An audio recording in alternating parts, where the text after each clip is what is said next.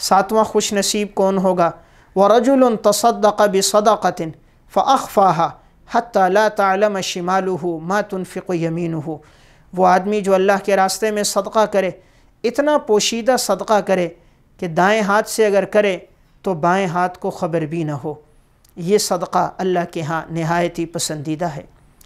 قرآن و سنت کی تعلیمات یہی ہیں کہ اگر اللہ نے مال دیا ہے تو انسان اس مال میں سے فقیروں پر، یتیموں پر، مسکینوں اور بیواؤں پہ خرچ کرے۔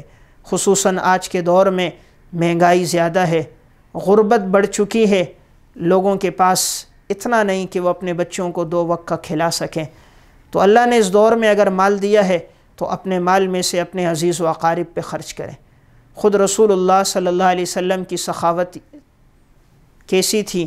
حضرت جابر بن عبداللہ رضی اللہ تعالیٰ عنہ فرماتے ہیں، صحیح مسلم کی روایت ہے، فما سئل رسول اللہ صلی اللہ علیہ وسلم شیئا قط فقال لا، کبھی ایسا نہیں ہوا حضور سے کسی چیز کے بارے میں سوال کیا گیا ہو اور آپ نے فرمایا کہ نہیں، بلکہ جب بھی آپ سے سوال کیا گیا تو آپ نے عطا کی۔ حضرت عبداللہ ابن عباس رضی اللہ تعالی عنہ، صحیح بخاری میں روایت ہے، فرماتے ہیں کان رسول اللہ صلی اللہ علیہ وسلم اجود الناس، نبی کریم صلی اللہ علیہ وسلم لوگوں میں سب سے زیادہ سخی تھے۔ رمضان المبارک میں تو آپ کی سخاوت تیز و تند ہواؤں سے بھی زیادہ ہوا کرتی تھی۔ تو اللہ نے مال دیا ہے تو اللہ کے راستے میں خرچ کریں۔ حضرات صحابہ اور سلف، ان کا مال دین کے تقاضوں پہ خرچ ہوا کرتا تھا۔ حضرت عثمان رضی اللہ تعالیٰ عنہ، جب رسول اللہ صلی اللہ علیہ وسلم نے فرمایا کون ہے جو بئر روما کا کنواں خرید کر وقف کرے گا اس کے لیے جنت ہوگی، تو حضرت عثمان رضی اللہ تعالیٰ عنہ نے بئر روما کا کنواں خرید کر وقف کیا۔ جب مدینہ میں قحط سالی ہو گئی، لوگوں کے پاس کھانے پینے کے لیے کچھ نہیں تھا، عبد الرحمن ابن عوف رضی اللہ تعالیٰ عنہ کا قافلہ 700 اونٹوں پر سامان لدا ہوا مدینہ پہنچا۔ مدینہ کے تاجر آ گئے، کوئی کہنے لگا میں آپ سے یہ سامان خریدتا ہوں، 1 گنا آپ کو نفع دوں گا، کسی نے کہا 2 گنا نفع دوں گا، کسی نے کہا 3 گنا دوں گا۔ فرمایا میں نے تو اس سے بھی زیادہ مہنگے داموں میں فروخت کر دیا۔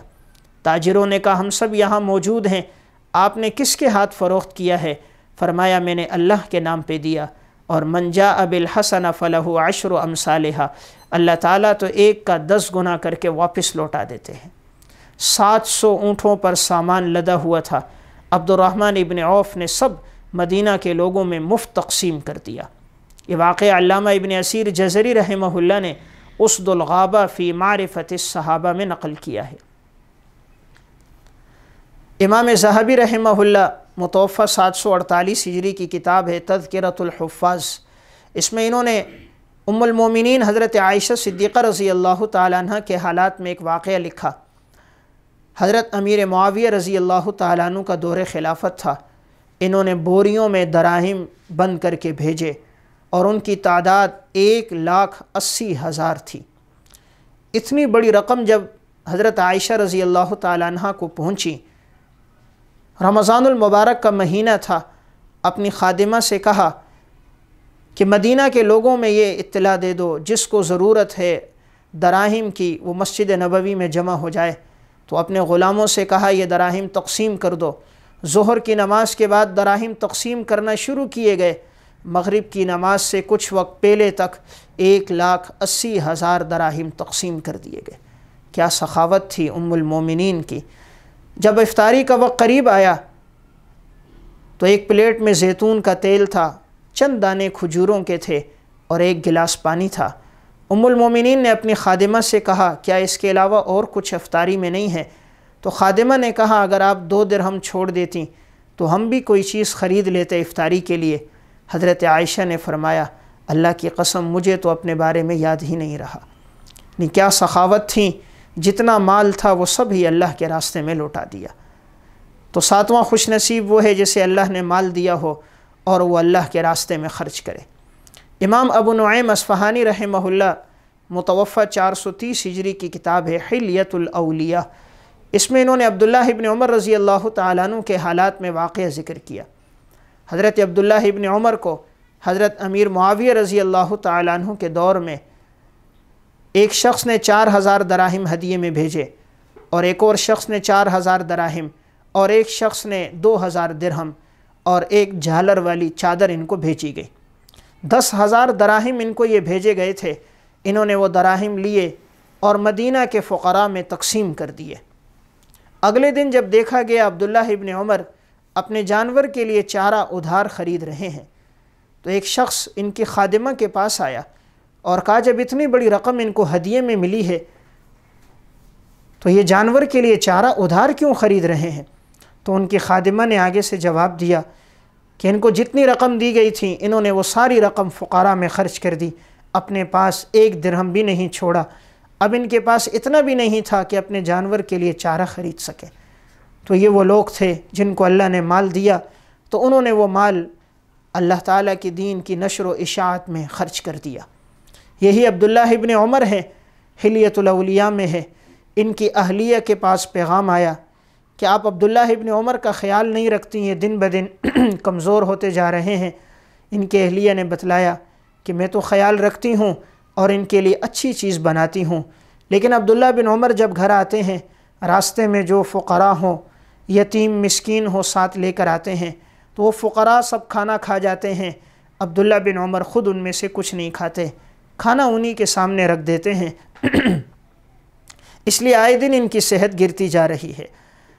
تو اب عبداللہ ابن عمر کی اہلیہ نے جو فقراء راستے میں بیٹھے ہوتے تھے وہ پہلے سے ان کی طرف کھانا بھجوا دیتی کہ تم یہ کھانا لے لو اور عبداللہ بن عمر کے راستے میں نہ بیٹھنا، اور اگر وہ تمہیں بلائیں بھی تو نہ آنا، اس لیے کہ وہ تمہیں کھلا دیتے ہیں، خود نہیں کھاتے۔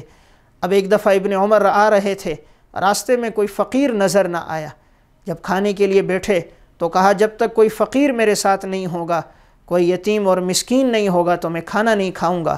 اب جب فقراء کی طرف پیغام بھیجا تو کوئی فقیر آیا نہیں، اس لیے کہ عبداللہ ابن عمر کی اہلیہ نے منع کر دیا تھا۔ تو عبداللہ ابن عمر نے کہا کیا تم چاہتے ہو کہ میں کھانا نہ کھاؤں؟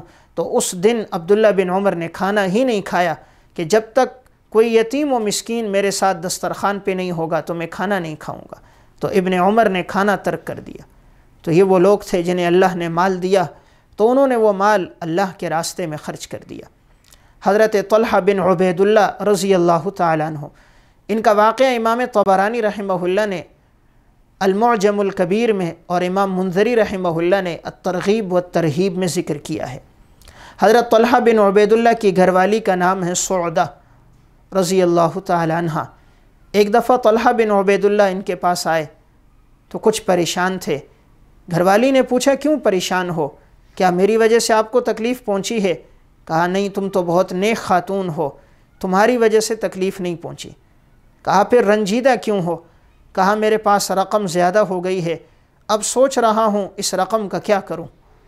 گھر والی نے کہا اس میں پریشان ہونے کی بھلا کیا بات ہے، مدینہ کے فقراء کو، یتیموں کو، مسکینوں کو اور اپنے عزیز و اقارب کو بلاؤ اور یہ رقم ان کے درمیان تقسیم کر دو۔ چنانچہ طلحہ ابن عبید اللہ نے پیغام بھیجا، سب کو جمع کیا گیا تو طلحہ بن عبید اللہ نے ان فقراء کے درمیان 4 لاکھ دراہم تقسیم کر دی۔ کیا سخاوت تھی ان لوگوں کی کہ اللہ نے مال دیا تو مال اللہ کے راستے میں خرچ کر دیا۔ تو رجل تصدق بصدقۃ، وہ شخص کہ جس کو اللہ نے مال دیا ہو اور وہ اللہ کے راستے میں خرچ کر دے۔ عرب کے لوگوں میں بھی بہت سخاوت تھی۔ ایک کتاب چھپی ہے قصص العرب، اس میں عرب کے لوگوں کے واقعات ہیں۔ اس میں انہوں نے ایک واقعہ ذکر کیا۔ 3 نوجوان بیٹھے تھے، آپس میں گفتگو چل رہی تھی سب سے بڑا سخی کون ہے۔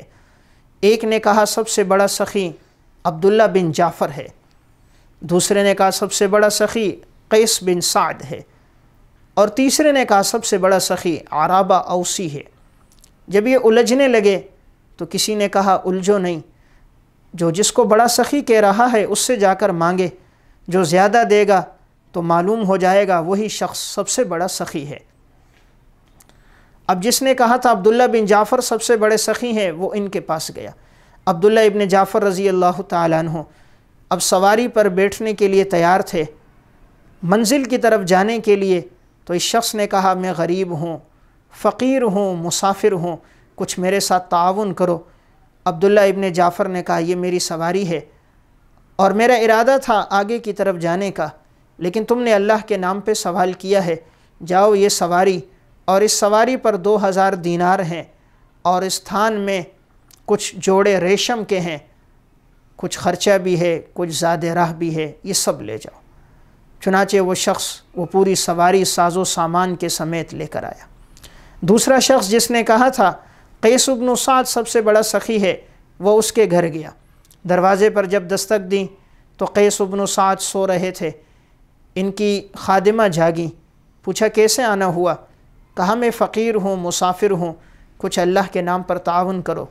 وہ خادمہ گئیں اور 300 دراہم کی تھیلی لا کر انہیں دے دی، اور کہا یہ سامنے باڑہ ہے، اس کا دروازہ کھولو، اونٹنیاں بھی ہیں، گائیں، بیل، بکریاں، گھوڑے بھی ہیں، تمہیں جو بھی پسند ہو کھول کے لے جاؤ۔ مسافر نے اپنی ضرورت کے اونٹ، بیل، گائیں اور گھوڑوں میں سے جو ضرورت کے تھے وہ کھول کے لے آیا۔ اب جب قیس بن سعد جاگے، خادمہ نے واقعہ سنایا، اس طرح ایک شخص آیا تھا، اللہ کے نام پہ مانگ رہا تھا اور میں نے اس کو یہ دیا، تو وہ اتنے خوش ہوئے کہ خوشی میں اپنی خادمہ کو آزاد کر دیا۔ تیسرا شخص جس نے کہا تھا سب سے بڑا سخی عرابہ اوسی ہے، وہ اس کے پاس گیا۔ عرابہ اوسی رحمہ اللہ آخری عمر میں نابینا ہو گئے تھے، آنکھوں کی بینائی چلی گئی تھی، 2 غلاموں کا سہارا لیے جا رہے تھے، تو انہوں نے کہا اللہ کے نام پر میرے ساتھ تعاون کرو، میں فقیر بھی ہوں، غریب بھی ہوں۔ تو عرابہ اوسی نے کہا اب تو میرے پاس کچھ نہ رہا، جو کچھ تھا وہ سبھی خرچ ہو گیا، صرف یہ 2 غلام رہے ہیں، لیکن تم جاؤ ان دونوں غلاموں کو فروخت کرو اور اپنی ضرورت کو پورا کر دو۔ اس شخص نے کہا میں یہ غلام نہیں لیتا، اس لیے کہ یہ غلام تمہیں مسجد لے کر جاتے ہیں، واپس لاتے ہیں، کھانا کھلاتے ہیں، تمہارے کپڑے دھوتے ہیں، ضرورت پوری کرتے ہیں، میں مناسب نہیں سمجھتا کہ ان غلاموں کو تم سے لوں اور تم مشقت میں پڑ جاؤ۔ عرابہ اوسی نے کہا اگر تم لو یا نہ لو، میں ان غلاموں کو پھر آزاد کر دوں گا، تمہارے لیے لازمی ہے کہ اب تم یہ غلام لے لو۔ تو اب انہوں نے وہ غلام لیے اور کہا میں نے دیکھا عرابہ اوسی مسجد جا رہے تھے، اب راستے میں نظر نہیں آ رہا تھا، ایک جگہ ٹکرا کے گرے، کچھ آگے بڑھے پھر گرے، تو دیوار کے ساتھ سر لگا، پیشانی سے خون بہنے لگ گیا۔ اب جب مسجد پہنچے تو پیشانی اور چہرے پر خون تھا۔ اب یہ تینوں نوجوان جمع ہو گئے کہ ہم کس کو سب سے بڑا سخی کہیں۔ آخر بات یہ طے ہوئی کہ سب سے بڑا سخی عرابہ اوسی ہے کہ جس کے پاس 2 غلام تھے اور اس نے دونوں ہی دے دیے۔ تو عرب کے لوگوں میں اتنی سخاوت تھی، تو اللہ نے مال دیا ہے، اس مال میں سے اللہ کے راستے میں خرچ کریں، اللہ تعالیٰ یہ مال انسان کو دوبارہ واپس لوٹاتا ہے۔ اللہ کا وعدہ ہے اللہ تعالیٰ 1 کا 10 گنا انسان کو دیتا ہے، اور اگر اخلاص زیادہ ہو تو 700 گنا اور 7000 گنا بھی انسان کو اجر ملتا ہے۔ عرب کے لوگوں میں سخاوت کتنی، مہمان کا اکرام کتنا۔ عرب کی ایک کتاب ہے المستجاد من فعلات الاجواد، اس میں ایک واقعہ ہے۔ حاتم طئی سے کسی نے پوچھا کیا دنیا میں تم نے اپنے سے بڑا بھی کوئی سخی انسان دیکھا؟ حاتم طئی نے کہا ہاں، میں نے اپنے سے بڑا سخی ایک یتیم لڑکے کو دیکھا، اور واقعہ سنایا کہ ایک دفعہ میں شکار کھیلنے کے لیے بہت آگے چلا گیا، اور جب میں واپس لوٹ رہا تھا تو رات کا اندھیرا چھا گیا، تو میں نے سوچا کہ رات یہیں خیمے میں گزار دیتا ہوں اور پھر واپس آؤں گا۔ خیمے کے باہر میں نے آواز دی کہ میں مسافر ہوں، رات گزارنا چاہتا ہوں، تو ایک نوجوان باہر آیا۔ میں نے کہا بیٹا میں نے رات گزارنی ہے، صبح میں اپنی منزل کی طرف چلا جاؤں گا۔ تو انہوں نے خیمے کے اندر ایک چادر لگائی اور مجھے خیمے کے اندر داخل کیا، اور پھر میرے اکرام میں انہوں نے بکری ذبح کی اور بکری کا گوشت بنا کے لایا۔ ایک پلیٹ میں گوشت تھا، ایک میں کلیجی بنا کر لائی، ایک میں مغز بنا کر لایا، ایک میں ران کا گوشت بنا کے لایا۔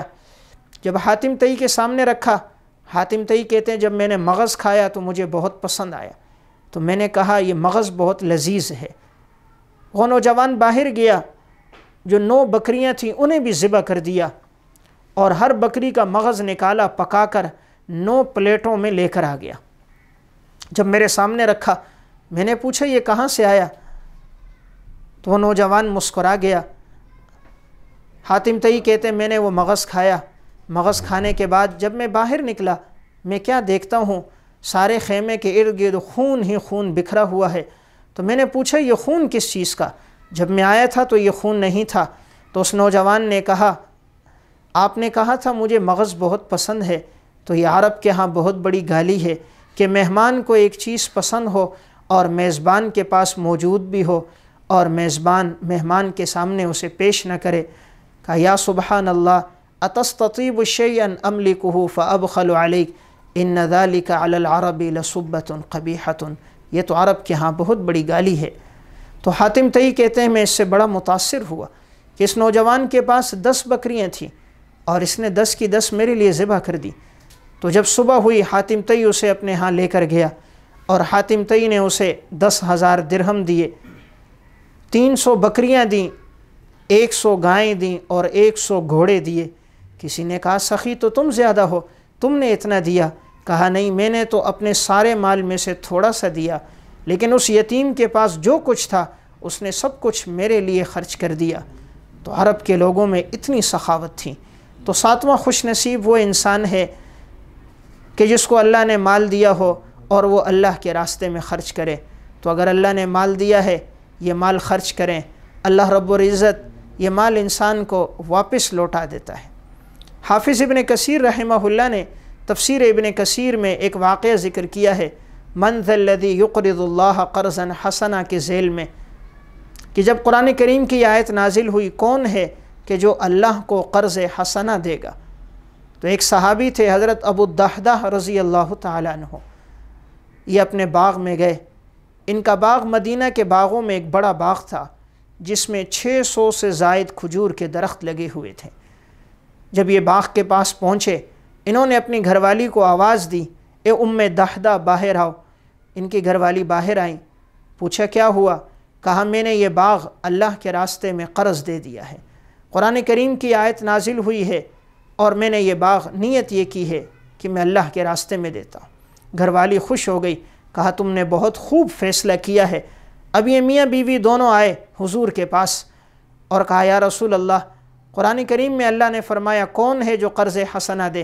ہم آپ کو گواہ بناتے ہیں کہ ہم یہ جو باغ ہے یہ قرض حسنہ میں دے رہے ہیں۔ تو انہوں نے وہ باغ آپ صلی اللہ علیہ وسلم کو دے دیا۔ تو اس واقعے میں دیکھیے ایک پہلو تو کیا ہے، اس دور کی خواتین کا بھی کیا ایمان تھا کہ قرآن کی آیت سنی تو فوراً فیصلے پہ خوش ہو گئیں۔ آج کی کوئی خاتون ہوتی تو شوہر سے الجھ جاتی، اللہ کے بندے کھانے کے لیے کچھ نہیں، یہی تھوڑا بہت ہے اور تو کس مولویوں کے چکر میں آ گیا، کن علماء کی باتوں میں آگے تو خرچ کر رہا ہے، اگر دے گا تو پھر ہمارے لیے اور بچوں کے لیے کیا رہے گا؟ لیکن صحابیات کا کیا ایمان تھا، قرآن کی آیت سنی تو پورا باغ اللہ کے راستے میں وقف کر دیا۔ تو 7واں خوش نصیب وہ ہے جسے اللہ نے مال دیا ہو اور وہ اللہ کے راستے میں خرچ کرتا ہو۔ اللہ رب العزت ہم سب کو عمل کی توفیق عطا فرمائے۔